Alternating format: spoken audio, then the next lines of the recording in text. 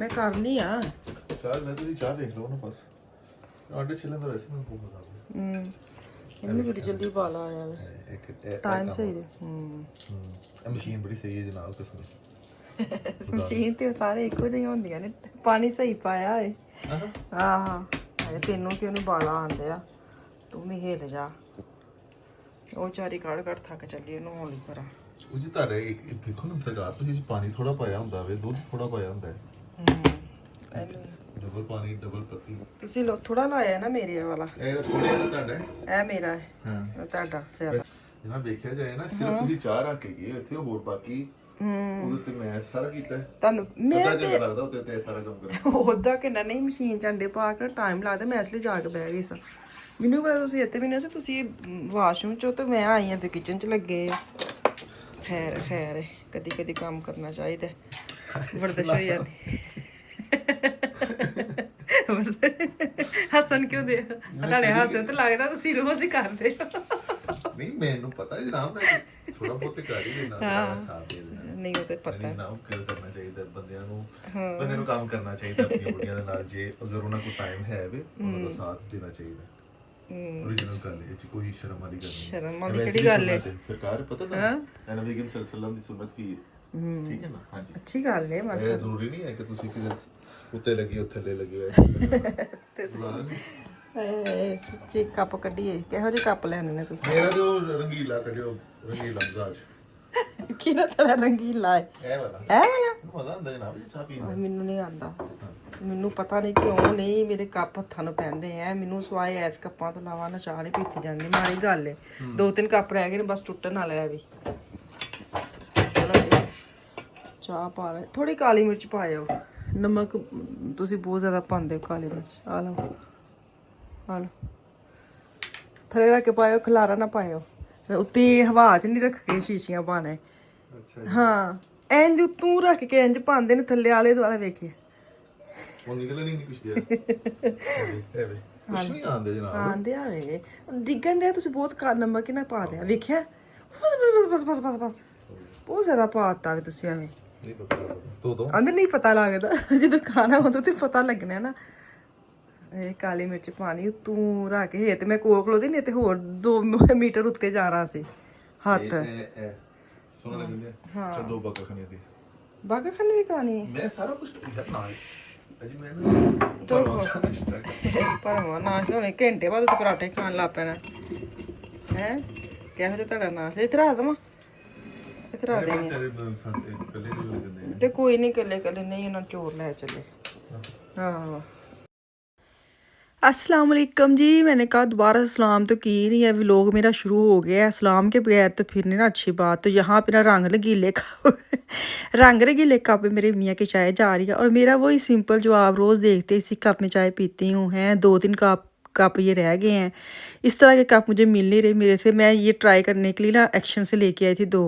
तो मेरे मियाँ को शुक्र पसंद आ गया पर मेरे को नहीं वो उसमें चाय जचती नहीं है पी नहीं जाती तो खैर उनको रंग रंगीला कप पसंद आ गया तो चलो और 6 पड़े हैं वो भी वही यूज़ करेंगे तो भी मैं मशीन खाली करने लगी थी नाश्ते के बाद मैंने कि इसके बाद मैंने खाना भी बनाना है तो आज बच्चे घर हैं तो बच्चे ना वक्तन उठ रहे हैं हम दोनों तो पहले उठ गए थे हम दोनों ने कर लिया नाश्ता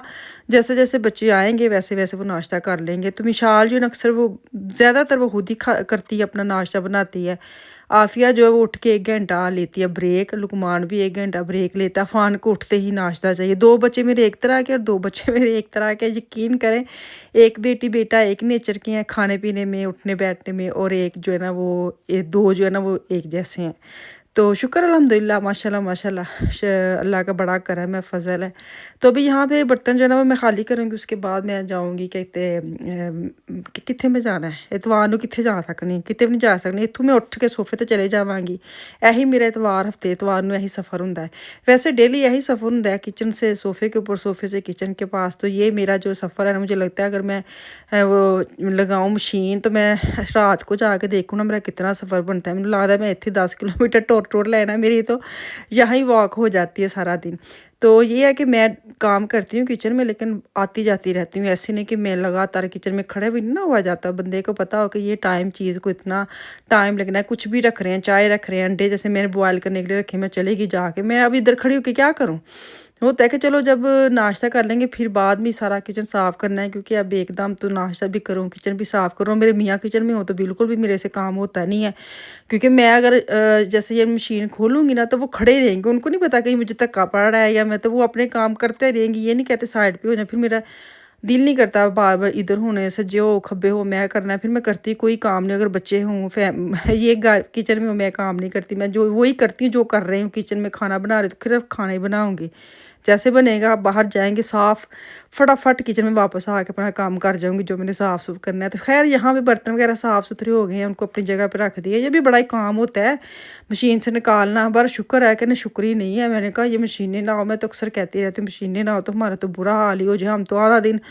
हमारी ज़िंदगी बर्तन धोने में निकल जाए। सही बात जो है, यहाँ बर्तन होते भी बहुत ज़्यादा है। तो ख़ैर 10:30 का टाइम हुआ चाहता है। यहाँ पे मैं आज ना टिंडे कुछ बना रही हूँ। टिंडे और चिकन, ब्राउन प्याज़, टमाटर, अदरक, लहसुन, ये तीनों मैंने पहले कुछ 5 से 6 मिनट मैंने चिकन को अच्छी तरह भुना है। फिर टिंडे मैंने अंदर डाल दिए हैं, ठीक है? और ब्राउन प्याज़ डाले, लहसुन, अदरक डाला है और अच्छी तरह भूनने हैं कि इसी में ही वो जो टिंडे हैं ना वो पक गए हैं। तो अब मैं जाके इसके अंदर मसाले डालूँगी। नमक डालूँगी, लाल मिर्च है, हल्दी है, धनिया पाउडर है और ज़ीरा पाउडर है। ये डाल के तो उसको अच्छी तरह भून के फिर उसके अंदर उतना ही पानी डालूँगी जितना। मैंने इसको ना बस मसाले वाला बनाना है, मैंने शोरबे वाले आज नहीं बनाने। इतने मज़े के बने थे, क्योंकि चिकन बहुत कम मैं यूज़ करती हूँ। अक्सर क्या कहते हैं, मटन या लैम्प जो इस तरह की चीज़ गोश्त वगैरह बच्चे खाते हैं। चिकन जो है मेरे मियाँ को बड़ा ही पसंद है। तो मैंने कहा चलो आज टिंडे बनाने हैं, तो आज मैं इनकी पसंद के ना थोड़ा सा